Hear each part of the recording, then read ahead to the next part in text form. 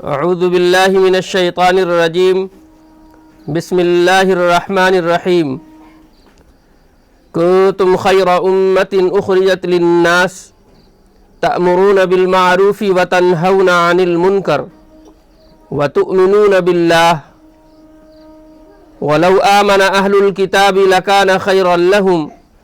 منہم المؤمنون واکثرہم الفاسقون۔ صدق اللہ العظیم۔ محترم حاضرین، سامعین اور ناظرین، آج انشاءاللہ ہم لوگ سورہ آل عمران کے 12ویں رکوع کی کل 11 آیات کے مفہوم کو سمجھنے کی کوشش کریں گے، آیت نمبر 110 سے آیت نمبر 120 تک۔ پہلی آیت کا ترجمہ یہ ہے، اللہ تعالیٰ فرماتے ہیں کہ تم وہ بہترین امت ہو جو پوری انسانیت کے لیے پیدا کی گئی کہ بھلائی کا حکم دو اور برائی سے روکو اور اللہ پر ایمان رکھو۔ اگر اہل کتاب ایمان لے آئے ہوتے تو انہی کے حق میں بہتر ہوتا، ان میں سے کچھ تو ایمان والے ہیں اور زیادہ تر نافرمان ہیں۔ اس سے پہلے والا جو رکوع ہے اس میں بھی اللہ تعالیٰ نے آیتوں کا رخ کچھ ایمان والوں کی طرف ہی کیا تھا اور انہیں کس طرح کی زندگی گزارنی ہے، اسلامی زندگی کے تعلق سے کچھ اہم باتیں اللہ تعالیٰ نے کچھ اہم نصیحتیں کی تھیں۔ اس رکوع کے اندر بھی بہت ساری باتیں ہیں اور ایمان لانے کے بعد جو ذمہ داری عائد ہوتی ہے اور بھلائی کے کام میں جو سب سے اہم اور اونچی بھلائی ہے کہ اس سے بڑا بھلا کام کوئی ہو ہی نہیں سکتا، اس آیت کے اس رکوع کے پہلے ہی آیت میں جس کو کہ آپ نے سنا، اللہ تعالیٰ نے فرمایا کہ بھلائی کے تو بہت سارے کام ہیں جو ہم کرتے ہیں، چھوٹے سے بڑے، اور ہمیشہ کرتے رہتے ہیں، لیکن تم جو ایک امت ہو اس کا سب سے بڑا خیر کا کام اگر کوئی ہو سکتا ہے تو وہ یہ ہے کہ لوگوں کو بھلائی کا حکم دو اور لوگوں کو برائی سے روکو۔ اس سے بڑھ کر بھلائی کا کوئی کام نہیں ہے۔ جتنے بھی کام ہیں سب اس کے نیچے ہیں، تو اس ذمہ داری کو تمہیں ادا کرنا ہے۔ اللہ تعالیٰ نے اہل کتاب کے تعلق سے اس آیت میں فرمایا کہ کاش یہ ایمان لے آتے اس نبی پر،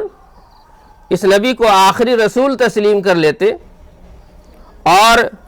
اس کتاب کو آخری کتاب مان لیتے تو ان کے لیے بہتر ہوتا۔ اللہ تعالیٰ نے اس بات کا بھی اقرار کیا اور مانا اور مسلمانوں کو اس بات سے واقف کرایا کہ ایسا نہیں ہے کہ اس میں سے ہر ایک نافرمان ہے، بلکہ ان میں بھی کچھ لوگ ایسے ہیں جو ایمان والے ہیں، جو تورات پر ایمان رکھتے ہیں، صحیح بات پر یقین رکھتے ہیں اور جو باتیں صحیح نہیں ہیں اس کا انکار کرتے ہیں۔ اس رسول کے تعلق سے، اس قرآن کے تعلق سے بھی جو باتیں صحیح ہیں اور پچھلے صحیفوں میں، پچھلی کتابوں میں جو اللہ تعالیٰ نے اپنے گزشتہ انبیاء پر اتاری، ان تمام کتابوں کی بات کی تصدیق کرتے ہیں۔ تو ہم میں سے ہر ایک فرد کی ذمہ داری ہے کہ ہم پوری زندگی جتنے بھی بھلائی کے کام کرتے ہیں اس میں سب سے بڑی بھلائی یہ ہے کہ آپ اپنے معاشرے کے ایک ایک فرد کو اچھائی کی طرف بلانے والے بن جائیں اور معاشرے کے ایک ایک فرد کو برائی سے روک دیں، یہ آپ کی ذمہ داری ہے۔ رسول اکرم صلی اللہ علیہ وسلم کی ایک حدیث کا مفہوم یہ ہے کہ آپ صلی اللہ علیہ وسلم نے فرمایا کہ ہماری امت میں قیامت تک ہمیشہ کوئی نہ کوئی گروپ جماعت ایسی رہے گی جو اللہ کے دین کی طرف لوگوں کو بلائے گی، بھلائی کا حکم دے گی اور برائیوں سے روکے گی۔ ایک عام انسان اور ایک عام مومن کا بھی یہ فرض ہے، ذمہ داری ہے، اور جو مخصوص لوگ ہیں ان کی ذمہ داری ایک الگ قسم کی ہے جسے وہ محسوس کرتے ہیں، اور اسی لیے بہت ساری تحریکات ہیں جو ہر فیلڈ میں کام کر رہی ہیں۔ تو ہمارے معاشرے کے ایک ایک فرد کے ذہن میں بھی یہ بات ہونی چاہیے کہ بحیثیت مومن، بحیثیت مسلم، ایک ایک فرد کی ذمہ داری ہے، ایک ایک مرد کی اور ایک ایک عورت کی، کہ وہ اس کام میں لگ جائے، تبھی معاشرہ سدھر سکتا ہے۔ ایک گروپ کی تو ذمہ داری ہے ہی کہ ہمیشہ ایک جماعت ہو جو مسلسل یہ کام کرتی رہے، اس کی باریکیوں کو سمجھے، اس کی حکمتوں کو سمجھے، اور جو بھی نصیحتیں ہو سکتی ہیں اور جو بھی پلاننگ ہو سکتی ہے اور جو بھی طریقے ہو سکتے ہیں اور جو بھی اصول ہو سکتے ہیں وہ جماعت کے لوگ عام مومن کو اور عام مسلم کو بتائیں، اور انہی کے اصول اور نگرانی میں ایک عام مسلم اور ایک عام مومن کام کرے گا، لیکن کرے گا۔ اس بات کو اللہ تعالیٰ نے یہاں پر کھول کر کے بتا دیا، اسی لیے ہم میں سے ہر ایک شخص کی ذمہ داری ہے کہ یہ کام کریں۔ آپ کو یہ معلوم ہے کہ سورہ آل عمران میں پورا رخ اہل کتاب کی طرف ہے، لیکن یہاں پر امت مسلمہ کا تذکرہ کر کے اس بات کو بتا کر کے یہ بتانا مقصود ہے کہ جس امت سے ہم نے نبوت کو چھینا اور ان کے قبلے تبدیل کیے، تمہیں ایک نیا قبلہ دیا، ایک نیا رسول دیا، ایک نئی کتاب دی، اس کا مقصد یہ ہے کہ جو ذمہ داری ان پر ہم نے ڈالی تھی کہ اپنے کتاب کو پڑھیں، سمجھیں، دوسروں کو بھلائی کا حکم دیں، برائی سے روکیں، اس ذمہ داری کو انہوں نے ادا نہیں کیا۔ اس لیے ضروری تھا کہ ان سے یہ عہدہ، یہ منصب چھین لیا جائے اور ایک ایسی امت برپا کی جائے جو امت اس کام کی اہمیت کو سمجھے۔ اللہ تعالیٰ اس کام میں ہم تمام کو اپنے صلاحیت کے مطابق لگنے کی توفیق عطا فرمائے۔ اللہ تعالیٰ نے آگے فرمایا لَن يَضُرُّوكُمْ إِلَّا أَذًى، اے مسلمانوں، وہ یعنی اہل کتاب یہودی، وہ سوائے تھوڑی سی اذیت پہنچانے کے تمہارا کچھ بھی نہیں بگاڑ سکیں گے۔ وَإِن يُقَاتِلُوكُمْ يُوَلُّوكُمُ الْأَدْبَارَ، اور اگر تم سے جنگ کریں گے تو تم کو پیٹھ دکھا کر بھاگیں گے۔ ثُمَّ لَا يُنصَرُونَ، پھر ان کی مدد بھی نہیں ہوگی۔ اس آیت میں اللہ تعالیٰ نے مومنوں کو صبر دلایا، ان کے ہمت کو بڑھانے کی کوشش کی کہ ان کی جماعت کو دیکھ کر، ان کے طرح طرح کے اسلحے کو دیکھ کر، ان کے مال و دولت کو دیکھ کر، ان کی مضبوطی کو دیکھ کر تم نہ گھبراؤ۔ یہ چاہے جتنے بھی مضبوط تمہیں دنیاوی اعتبار سے، اسباب کے اعتبار سے نظر آتے ہیں، اللہ تعالیٰ نے کہا کہ یہ کچھ کر سکتے ہیں تو بس یہ کہ ایک معمولی سی تکلیف تمہیں پہنچا سکتے ہیں، پریشان کر سکتے ہیں، اس کے علاوہ کچھ نہیں کر سکتے ہیں۔ یہ تو اتنے کمزور ہیں کہ ان کی کمزوری یہ ہے کہ اگر وہ جنگ کے لیے تمہارے سامنے آ جائیں جبکہ تم کم ہو اور تمہاری طاقت ان کے نگاہوں میں کم نظر آ رہی ہے، لیکن پھر بھی ایمان کی طاقت تمہاری اتنی مضبوط ہے کہ یہ جنگ کے میدان میں بھی تمہارے سامنے ٹک نہیں سکتے، اور ان کی کوئی بھی مدد نہیں کرے گا۔ مدد تو ایمان والے کی اللہ کریں گے، اللہ کے بھیجے ہوئے فرشتے ان کی مدد کریں گے، اور ایمانی قوت ان تمام پر غلبہ پالے گی۔ اس لیے اپنے ہمت کو، اپنے حوصلے کو پست نہ کرو، ان سے ہر طرح کے مقابلے کرنے کے اپنے میں سکت پیدا کرو اور طاقت پیدا کرو۔ تو یہ اس وقت کے لیے بھی آیت تھی، ابھی کے لیے بھی ہے اور قیامت تک کے لیے ہے کہ کوئی بھی جو ایمان والا نہیں ہے وہ کبھی بھی ہمارے مقابلے میں مضبوط نہیں ہو سکتا۔ ہاں ہمارا ایمان کمزور ہو، ہم مومن مکمل طور پر نہیں ہو، ہم مسلم مکمل طور پر نہیں ہو، تو ہم اپنی ایمانی اور اسلامی کمزوری کی وجہ سے ان سے مغلوب ہو سکتے ہیں۔ نہیں تو ہمارا ایمان اور ہمارا اسلام اگر مضبوط ہو تو اللہ تعالیٰ نے یہاں پر اس لفظ کا استعمال کیا ہے، ازا کا لفظ، جس لفظ کو اللہ تعالیٰ نے عورتوں کے لیے استعمال کیا کہ مخصوص ایام میں انہیں تکلیف ہوتی ہے، تو وہ تکلیف ایسی نہیں رہتی ہے کہ وہ پاگل ہو جائے، بے چین ہو جائے۔ وہ ایک معمولی روٹین جو ہوتا ہے عام آدمی کا کہ تھوڑی بہت تکلیف ہو جاتی ہے، سردی بخار کی طرح کی، کہ جو تکلیف آپ کو کوئی مجبوری میں اور پریشانی میں اور بہت بڑے غم میں اور افسوس میں اور آپ کے کمر توڑ دینے والی پریشانی نہیں ہوتی ہے،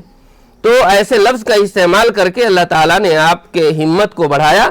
کہ ان کی کوئی اہمیت نہیں ہے، ایمان والے کی اہمیت ہے۔ ہاں آپ اپنے ایمان کو جتنا چاہے مضبوط کر لیں وہ اتنا ہی کمزور ہو جائیں گے۔ آپ کا ایمان جس حساب سے کمزور ہوگا وہ اتنے زیادہ آپ کے سامنے طاقتور ہو جائیں گے۔ اللہ تعالی ہمارے دلوں میں ہمارے ایمان کو مضبوط کر دے۔ اللہ تعالیٰ نے آگے فرمایا ضربت علیہم الذلہ اینما ثقفوا، جہاں کہیں بھی رہیں گے، یہودیوں کے بارے میں کہ جہاں کہیں بھی رہیں گے ذلت ہی سے دو چار رہیں گے، الا بحبل من اللہ وحبل من الناس، سوائے اس کے کہ اللہ کے سہارے اور لوگوں کے سہارے اس سے بچ جائیں، یعنی ذلت سے بچ جائیں، پریشانی سے بچ جائیں، در بدر بھٹکنے سے بچ جائیں۔ اللہ کا سہارا یہ ہے، اللہ تعالیٰ نے جیسے کہ اس رکوع کی پہلی آیت میں بتایا کہ ان میں کچھ لوگ ایمان والے بھی ہیں، کچھ لوگ صحیح دل والے بھی ہیں، کچھ لوگ عقل سلیم والے بھی ہیں، تو ایسے لوگوں کو اللہ تعالیٰ پریشان نہیں کرتے ہیں، تو ان لوگ کو اللہ تعالیٰ سہارا دیں گے۔ اسی طرح لوگوں کے سہارا ہونے کا مطلب یہ ہے کہ فطرتاً ایک انسان دوسرے انسان کو سہارا دیتا ہے،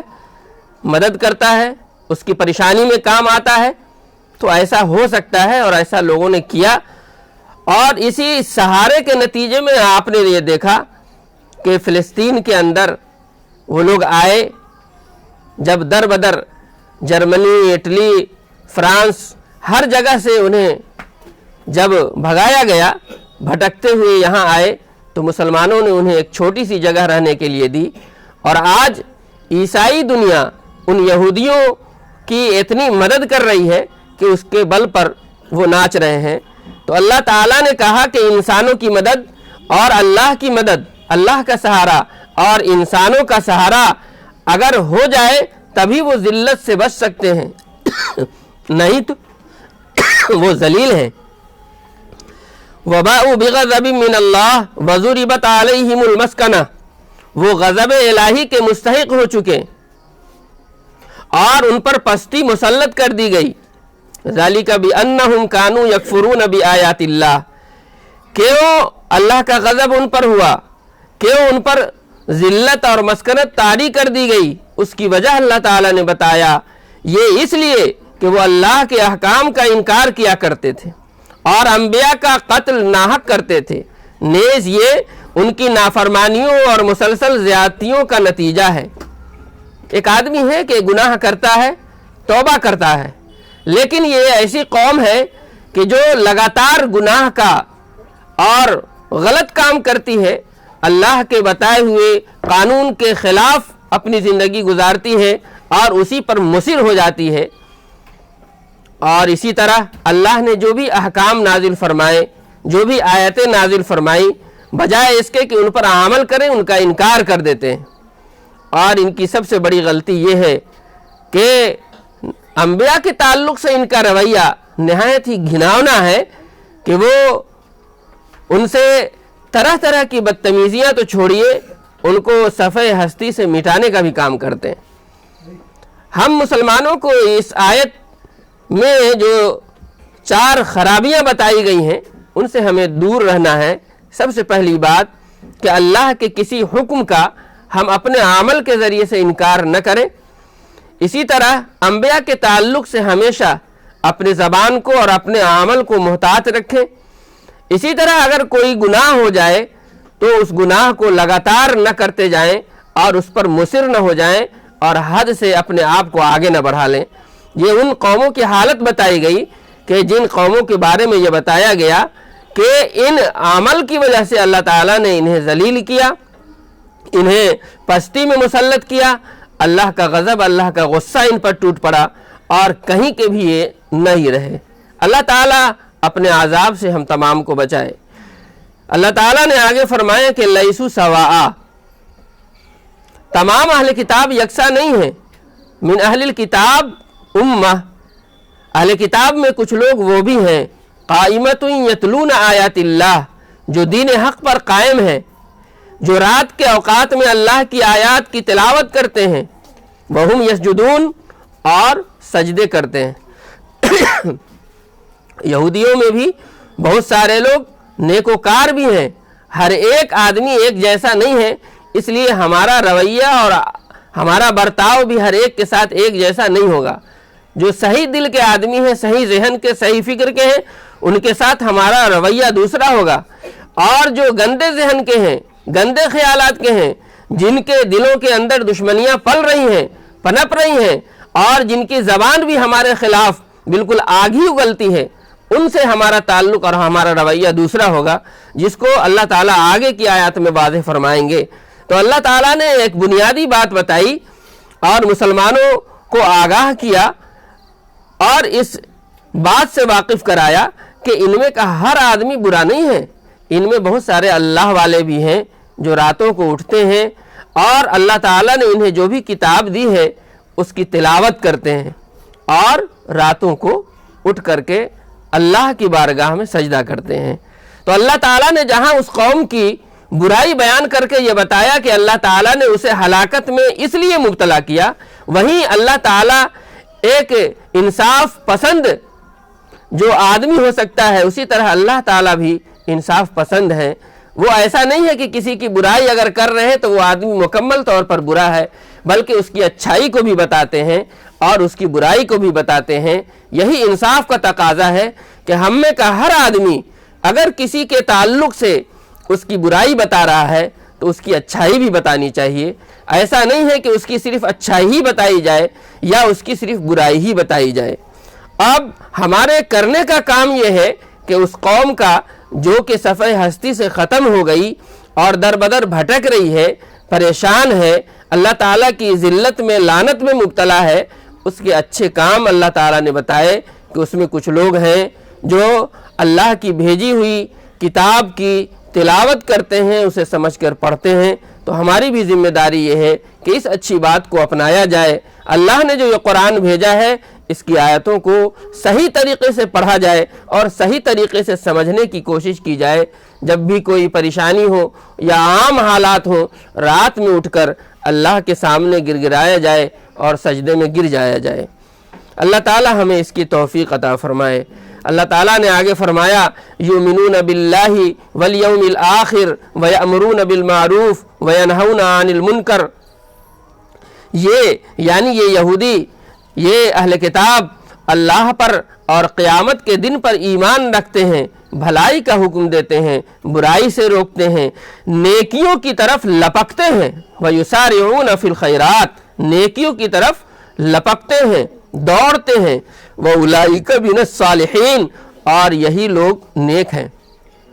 इनकी और बहुत सारी बात बताई। हमारा भी अल्लाह पर यकीन है, आखिरत पर यकीन है, और अल्लाह ताला ने हम तमाम को मुखातब करके ये फरमा दिया कि तुम वो बेहतरीन उम्मत हो जो लोगों के लिए बर्पा की गई ताकि तुम भलाई का हुक्म दो और बुराई से रोको। इस आयत में ये बता दिया कि ऐ मुसलमानों, तुम्हारे ऊपर ये पहल जिम्मेदारी नहीं आयद की जा रही है कि तुम्हें ये जिम्मेदारी दी जा रही है कि तुम लोगों को भलाई की तरफ बुलाओ, बुराई से रोको, बल्कि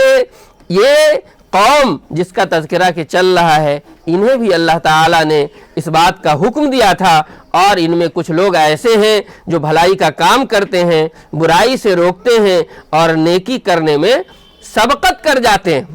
نیکی کرنے میں لپکنا، یسارعون تیزی کرنا، یعنی آدمی، اسلام کا مزاج یہ ہے کہ جب کسی آدمی کے دل میں، دماغ میں، ذہن میں کوئی نیک کام کرنے کا ارادہ ہو تو اسلامی مزاج یہ ہے، تعلیمات یہ ہیں کہ اس کام کو جلد سے جلد کر لیا جائے۔ یہی ہے یسارعون فی الخیرات۔ یہ نہیں کہ ہمارے ذہن میں کوئی نیک کام آیا اور اس کو مہینوں سالوں ہم نے گزار دیا اور اس خیال کو ہم نے اس زمین پر جو ہے نہ لائے۔ تو یہ اچھی بات ہے اور اس قوم کی بات ہے، تو اس قوم کو ہمیں بھی اپنانا چاہیے، اور دوسری جگہوں پر بھی اللہ تعالیٰ نے ہم تمام کو حکم دے کر فرمایا ہے کہ نیکیوں میں سبقت کرو، ایک دوسرے سے آگے بڑھ جاؤ، یہ آگے بڑھنے کا کام ہے۔ کہا کہ یہ سب کام جو لوگ کرتے ہیں یہ نیک لوگ ہیں، تو ہمیں بھی نیک بننا ہے اور ان تمام کام کو کرنا ہے۔ اللہ تعالیٰ نے آگے فرمایا وَمَا يَفْعَلُوا مِنْ خَيْرٍ فَلَنْ يُكْفَرُوهُ، اور یہ لوگ جو بھی نیکی کریں اس کے اجر سے ہرگز محروم نہیں ہوں گے۔ واللہ علیم بالمتقین، اور اللہ تقوی والوں سے خوب آگاہ ہیں۔ اللہ تعالیٰ نے اپنے انصاف کی بات بتائی کہ کوئی بھی آدمی کوئی بھی نیک کام کرتا ہے، بھلائی کام کرتا ہے، تو اللہ تعالیٰ ایسے نہیں ہے کہ اس کا بدلہ نہیں دیں گے، بالکل ان کو ان کا اجر ملے گا۔ اسی طرح ہم میں کا ہر آدمی بھی جب بھی نیک عمل کرے تو اس ارادے سے کرے کہ اس عمل سے اللہ خوش ہو جائیں اور اس عمل کا اللہ تعالیٰ ہمیں بدلہ عطا فرمائے۔ اللہ تعالیٰ ایک تقوی والے کو جانتے ہیں جس کے دل میں اللہ کا خوف ہے، اللہ کا ڈر ہے، تو ہمیں بھی تقوی والا بننا چاہیے۔ اللہ تعالیٰ نے فرمایا، اب قیامت کا نقشہ کھینچ رہے ہیں، ان الذین کفروا لن تغنی عنہم اموالہم ولا اولادہم من اللہ شیئا، یقیناً جن لوگوں نے کفر کیا ہے اللہ کے مقابلے میں نہ ان کو ان کا مال کام آئے گا اور نہ ان کی اولاد۔ وَأُولَئِكَ أَصْحَابُ النَّارِ، اور یہی لوگ تو دوزخی ہیں، ہم فیہا خالدون، یہ ہمیشہ اس میں رہیں گے۔ یہاں پر تو اللہ تعالیٰ نے کفر والوں کے تعلق سے بات بتائی ہے، لیکن دوسری جگہوں پر بھی ہم مسلمانوں کو بھی آگاہ کیا گیا ہے کہ ایسا نہیں ہو کہ اپنے مال کی وجہ سے یا اپنے اولاد کی وجہ سے ہم اللہ کے دین پر قائم نہ رہیں یا ان کے احکامات میں کوتاہی کر بیٹھیں۔ اسی لیے اولاد کو اور مال کو قرآن میں فتنہ بھی بتایا گیا ہے، اور قیامت کے دن کے لیے کھلے الفاظ میں کہا کہ یوم لا ينفع مال ولا بنون، ہے نا، اس دن نہ تو یہ آپ کی اولاد کام آئے گی نہ مال کام آئے گا۔ یہ دونوں ایسی چیز ہے کہ انسان کے دل میں ان دونوں کی بڑی محبتیں ہیں، اور ان دونوں کی وجہ سے انسان اللہ تعالیٰ کو بھول جاتا ہے۔ تو ان دونوں نعمتوں کا تذکرہ کر کے اللہ تعالیٰ فرماتے ہیں کہ یہ بڑی قیمتی نعمتیں ہیں، اور ان دونوں نعمتوں میں تمہارے دلوں میں محبت ڈال دی گئی ہے۔ اولاد سے بھی تمہیں محبت ہے، مال سے بھی تمہیں محبت ہے، لیکن یہ کان کھول کر کے سن لو کہ یہ دونوں چیزیں قیامت کے دن تمہیں کوئی بھی فائدہ نہیں پہنچا سکتی۔ قیامت کے دن تمہارا وہ عمل جو اللہ کے ہاں قبول ہو چکا ہے، وہی نیک کام اللہ تعالیٰ کے ہاں تمہارے سامنے جزا کے طور پر پیش کیا جائے گا۔ اس لیے ہمیں ان دونوں سے دھوکہ نہیں کھانا چاہیے۔ اللہ تعالیٰ ان دونوں کے حقوق ہمیں ادا کرنے کی توفیق عطا فرمائے، لیکن اس کی محبت میں گرفتار ہونے سے بچا لے، آمین۔ اللہ تعالیٰ نے فرمایا مثل ما ينفقون في هذه الحیات الدنیا کمثل ریح، یہ لوگ اس دنیاوی زندگی میں جو کچھ خرچ کرتے ہیں، انہی لوگوں کا تذکرہ چل رہا ہے اہل کتاب کا کہ یہ لوگ اس دنیاوی زندگی میں جو کچھ خرچ کرتے ہیں اس کی مثال اس ہوا کی سی ہے جس میں پالا ہو، اوس ہو، ٹھنڈ ہو، شبنم ہو، وہ ان لوگوں کی کھیتی کو جا لگے جنہوں نے خود اپنے آپ پر ظلم کر رکھا ہے، پھر وہ اس کھیتی کو برباد کر کے رکھ دے۔ وَمَا ظَلَمَهُمُ اللَّهُ وَلَكِنْ أَنفُسَهُمْ يَظْلِمُونَ، اور ان پر اللہ نے ظلم نہیں کیا ہے بلکہ وہ خود ہی اپنے آپ پر ظلم کر رہے ہیں۔ اللہ تعالیٰ نے ان لوگوں کے نیک عمل کا نقشہ کھینچا ہے جو ایمان والے نہیں ہیں۔ کسی بھی نیک عمل کے اجر ملنے کے لیے شرط یہ ہے کہ ایمان والا ہو اور وہ کام اللہ ہی کے لیے کیا گیا ہو، تب اس پر اجر ملے گا۔ اگر ایمان نہیں ہے، چاہے رفاہ عام کا جتنا بڑا سے بڑا کام کرے، اس کی مثال اللہ تعالیٰ نے یہاں پر اس کسان کے کھیتی سے دی ہے کہ کسان ہے، کھیت لگایا ہے اور فصل بہت اچھی ہے، لیکن اس کو ایسی ہوا لگ جائے جس کے اندر ٹھنڈ ہے، ٹھنڈ اور پالے کی وجہ سے بھی کسان جانتے ہیں کہ فصل خراب ہو جاتی ہے، گل جاتا ہے۔ سرون کا ایک معنی لو کا بھی لیا گیا ہے، یعنی یا تو وہ ہوا ٹھنڈی ہو یا وہ ہوا گرم ہو، دونوں ہی صورتوں میں آپ یہ دیکھتے ہیں کہ فصل یا تو جھلس کر تباہ ہو جاتی ہے یا ٹھنڈ کے وجہ سے بھی گل جاتی ہے۔ اللہ تعالیٰ نے فرمایا کہ ان لوگوں کی نیکی بھی ایسے ہی ہے، یعنی اس کا کوئی اجر نہیں ملے گا، وہ بالکل برف کی طرح پگھل گیا اور کوئی بھی وہاں پر نشان نہیں ملے گا انہیں، بالکل تباہ ہے، جیسے پہلے بھی ویسے یہ نیک عمل کر کے بھی۔ تو دنیا کے کاموں میں خرچ کرنا اور بغیر ایمان کے خرچ کرنا، اس کی کوئی اہمیت اللہ تعالیٰ کے پاس نہیں ہے۔ اللہ تعالیٰ نے کہا کہ ایسا کیوں ہے کہ اتنے نیک کام کرنے کے بعد بھی انہیں اجر نہیں مل رہا ہے؟ تو ہو سکتا ہے کہ آپ کے ذہن میں، لوگوں کے ذہن میں یہ بات ہو کہ اللہ تو بہت بڑے ظالم ہیں۔ اللہ تعالیٰ نے کہا کہ اللہ ظالم نہیں ہے، خود یہ ظالم ہے۔ کیوں ظالم ہے؟ اللہ تعالیٰ نے یہ کہا کہ ایمان لاؤ، نیک عمل کرو، اللہ ہی کے لیے کرو۔ اللہ کی بات نہیں مانا تو اس نے نہیں مانا تو گویا کہ یہ خود ظالم ہے، اللہ تعالیٰ ظالم نہیں ہے۔ اللہ تعالیٰ ہمیں دنیا کے اندر جو بھی ہم خرچ کرتے ہیں وہ صدق دل سے خرچ کرنے کی توفیق عطا فرمائے اور اجر ملنے کی امید کے ساتھ خرچ کرنے کی توفیق عطا فرمائے۔ اللہ تعالیٰ نے فرمایا یا ایھا الذین آمنوا لا تتخذوا بطانۃ من دونکم، بہت اہم نصیحت اللہ تعالیٰ نے فرمائی، اے ایمان والو اپنے لوگوں کے سوا کسی اور کو رازدار نہ بناؤ، کسی اور کو رازدار نہ بناؤ کہ وہ تم لوگوں کے ساتھ فساد کرنے میں کوئی کسر نہیں اٹھا رکھے۔ لا یعلونکم الا خبالا، فساد کرنے میں کوئی کسر نہیں اٹھا رکھے، یعنی جس آدمی کو آپ نے راز کی بات بتائی، اس راز کی بات کا اس نے اس طرح سے استعمال کیا کہ آپ بربادی میں مبتلا ہو گئے۔ تو اللہ تعالیٰ نے کہا کہ جن کے دلوں میں ایمان نہیں ہے، جو ایمان والے نہیں ہیں، ان کو راز کی بات نہ بتانی چاہیے۔ کیوں؟ اس لیے کہ ان میں بہت سارے لوگ ایسے ہیں جو آپ کی راز کو پا کر کے خود اس راز کا آپ ہی کے خلاف استعمال کر کے آپ کو تباہی اور بربادی میں مبتلا کر سکتے ہیں۔ اس لیے اللہ تعالیٰ کی اس نصیحت کو ہمیں ذہن میں رکھنا چاہیے اور ہمیشہ رکھنا چاہیے کہ جو لوگ اس قسم کے ہیں، ایمان والے نہیں ہیں، انہیں اپنے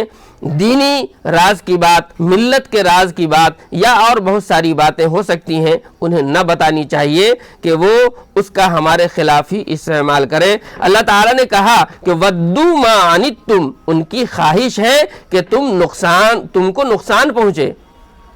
ہمیشہ ان کی خواہش یہ رہتی ہے کہ آپ کو نقصان ہو جائے، نقصان ہونے پر وہ خوش ہوتے ہیں۔ اللہ تعالیٰ نے فرمایا قَدْ بَدَتِ الْبَغْضَاءُ مِنْ أَفْوَاهِهِمْ، اگر تمہیں دشمنی ان کی زبان سے نکلی پڑتی ہے، دشمنی ان کی زبان سے نکلی پڑتی ہے، وما تخفی صدورہم اکبر، اور ان کے دل میں جو باتیں چھپی ہیں وہ اس سے بھی بڑھ کر کے ہیں، یعنی زبان سے بھی بڑھ کر کے ہیں۔ قد بینا لکم الآیات ان کنتم تعقلون، اگر تمہیں عقل ہے تو ہم نے تمہارے لیے احکام کھول کھول کر کے بیان کر دیے ہیں۔ تو یہاں پر نصیحت یہ ہے کہ جو ایمان والے نہیں ہیں ان کو راز کی بات نہ بتائی جائے۔ لوگ اس آیت پر اعتراض کرتے ہیں کہ یہ تنگ نظری والی آیت ہے، لیکن دوسری جگہ پر اللہ تعالیٰ نے فرمایا ہے سورہ ممتحنہ میں آیت نمبر 5-6 کے اندر کہ وہاں پر اللہ تعالیٰ نے فرمایا ہے کہ ایسے لوگ جو آپ سے جنگ نہیں کرتے ہیں، آپ کے خلاف کوئی کام نہیں کرتے ہیں، سادہ ذہن کے، صاف ذہن کے اور صاف دل والے ہیں، آپ کو ان کے ساتھ تعلق اچھا رکھنا ہے اور انسانیت کے ناطے ہمیں تعلق اچھا رکھنا ہے۔ یہاں تعلقات ختم کرنے کی بات نہیں ہو رہی ہے، بلکہ فتنہ اور فساد کرنے والے لوگ جن کے ذہن کے اندر اور جن کے دماغ کے اندر، جن کے زبان کے اوپر اور جن کے دلوں میں دشمنی کی آگ بھڑک رہی ہے اور وہ ہمیشہ اس حربے کا استعمال کرتے ہوئے ہمیں، ہمارے دین کو تباہ کرنا چاہتے ہیں، ایسے لوگوں کے سامنے راز اگلنے اور راز بتانے سے منع کیا جا رہا ہے اور ان کے دل کی بات بتائی گئی کہ یہ تو چاہتے ہی ہیں کہ تمہیں نقصان ہو۔ ان کے زبان بھی تم دیکھو، ان کی بات تم دیکھو، ان کی بولی دیکھو تو ایسی ہوتی ہے جیسے لگے کہ بالکل زہریلی بات ہے، آگ اگل رہے ہیں، اور اس سے کہیں زیادہ تو ان کے دل کے اندر جو باتیں چھپی ہوئی ہیں وہ اگر یہ اگل کے رکھ دیں تو تم لوگ اور جل اور بھون جاؤ۔ تو مسلمانوں کو نصیحت ہے، ہم تمام کو یہ نصیحت ہمیشہ کے لیے پکڑنی چاہیے اور دوستی اور تعلق اتنا ہی رکھنا چاہیے جتنا میں آپ اپنے معاملات اور اپنے معاشرت کو بہتر رکھ سکتے ہوں۔ اس سے بڑھنا گویا اپنے آپ کو، اپنی ملت کو اور اپنے دین کو نقصان پہنچانا ہے۔ اللہ تعالی ہمیں حکمت سے کام لینے کی توفیق عطا فرمائے۔ اللہ تعالیٰ نے آگے فرمایا، ہاں انتم اولائی تحبونہم ولا یحبونکم، تم وہ لوگ ہو کہ ان سے محبت رکھتے ہو، یعنی اہل کتاب سے محبت رکھتے ہو، ولا یحبونکم، حالانکہ وہ تم سے محبت نہیں رکھتے، وتؤمنون بالکتاب کلی، اور تم تو تمام کتابوں پر ایمان رکھتے ہو، وَإِذَا لَقُوكُمْ قَالُوا آمَنَّا، اور جب وہ تم سے ملتے ہیں تو کہتے ہیں کہ ہم مسلمان ہیں،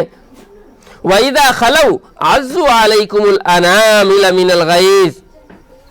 جب تم سے ملتے ہیں تو کہتے ہیں کہ ہم مسلمان ہیں، اور جب تم سے علیحدہ ہو جاتے ہیں، الگ ہو جاتے ہیں تو مارے غصے کے انگلیاں کاٹ کاٹ کھاتے ہیں۔ قُلْ مُوتُوا بِغَيْظِكُمْ، آپ صلی اللہ علیہ وسلم فرما دیجئے کہ تم لوگ اپنے آپ کے غصے میں مر جاؤ، ان اللہ علیم بذات الصدور، اور تم کسی تکلیف دہ بات سے بھی بے شک اللہ دلوں کی باتوں سے خوب واقف ہیں۔ اس آیت میں اللہ تعالیٰ نے فرمایا، مومن کی فطرت بتائی اور ان کی فطرت بتائی کہ مومن تو ان سے انسانیت کے ناطے محبت کرتے ہیں، لیکن وہ ان سے محبت نہیں کرتے ہیں، وہ منافق کا رویہ اپنائے ہوئے ہیں کہ جب مسلمان کے سامنے آتے ہیں تو کہتے ہیں کہ ہم تو آپ ہی کے گروپ کے لوگ ہیں، آپ ہی کے جماعت کے لوگ ہیں، آپ ہی کے نبی کو مانتے ہیں، آپ ہی کی کتاب کو مانتے ہیں، ہم تو ایمان والے ہیں۔ لیکن اللہ تعالیٰ نے یہاں پر ان کے راز کو کھول دیا کہ ایسی بات نہیں ہے، بلکہ جب یہ تم سے ہٹتے ہیں تو غصے سے جل رہے ہوتے ہیں، اور غصہ جب افسوس آدمی کو آخری انتہا پر ہوتا ہے تو آدمی اپنی انگلی کو دانت میں رکھ کر کے اور بالکل ایسا لگتا ہے کہ کاٹ دے گا اور انگلیوں کے پور الگ ہو جائیں گے۔ یہ جو ہے آخری حد ہے غصے کی اور افسوس کی۔ اللہ تعالیٰ نے اسی نقشے کو کھینچا ہے کہ ان کے اندر غصہ بہت زیادہ ہے، دشمنی اور عداوت بہت زیادہ ہے، یہ بالکل مسلمان گروپ سے جو ہے جلتے ہیں اور ان کے خلاف بالکل ہر طرح کا حربہ استعمال کرنے کی کوشش کرتے ہیں۔ اللہ تعالیٰ نے کہا، مومنو تم ان کے غصے کی وجہ سے پریشان نہ ہو، یہ خود اپنے غصے میں، اپنے جلن میں، اپنے عداوت میں جل بھن جائیں گے اور ختم ہو جائیں گے۔ ان کو جلنے دو، ان کے دلوں کے اندر جو آگ کی ہانڈیاں چڑھی ہوئی ہیں چڑھنے دو اور جلنے دو، یہ خود اپنے غصے سے جل جائیں گے اور مر جائیں گے اور تباہ ہو جائیں گے۔ اللہ تعالیٰ تو ان اللہ علیم بذات الصدور، بے شک اللہ دلوں کی باتوں سے خوب واقف ہیں۔ اللہ تعالیٰ نے آگے فرمایا، یہ آخری آیت ہے کہ ان تمسسکم حسنۃ تسؤہم،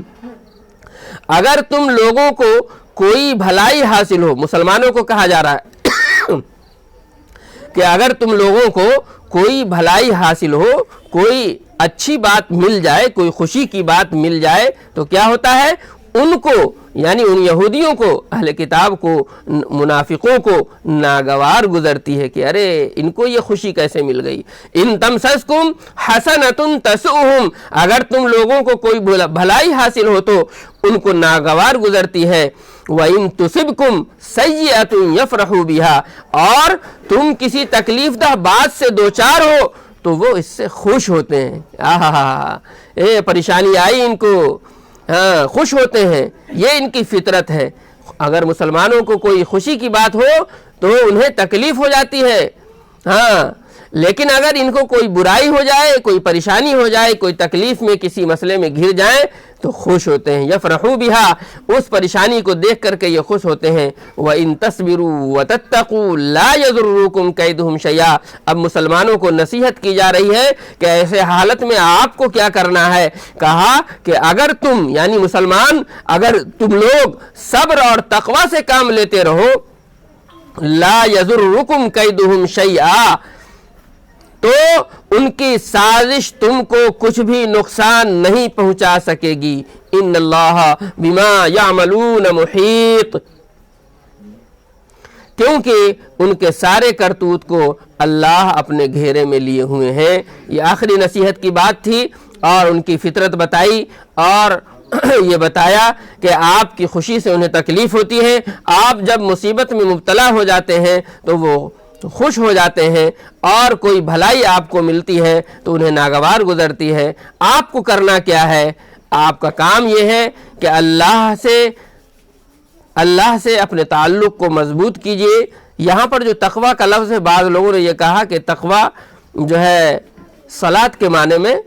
کہ نماز کے بارے میں بتا رہے ہیں اللہ تعالیٰ، اس لیے کہ دوسری آیتوں میں اللہ تعالیٰ نے فرمایا کہ وَاسْتَعِینُوا بِالصَّبْرِ وَالصَّلَاةِ، کہ اللہ تعالیٰ سے مدد چاہیے صبر کے ساتھ اور نماز کے ساتھ، یعنی نماز پڑھیے اور صبر کیجئے تو ایمان آپ کا مضبوط ہوگا۔ اور اس کے بعد کیا ہوگا؟ لا یضرکم کیدہم شیئا، کہ دشمن کوئی بھی چال چلے وہ آپ کے خلاف استعمال نہیں ہو سکتی۔ اللہ تعالیٰ ہی ان کے سازش کو، ان کے تمام کرتوت کو اپنے گھیرے میں لیے ہوئے ہیں۔ اللہ تعالیٰ دشمن کے تمام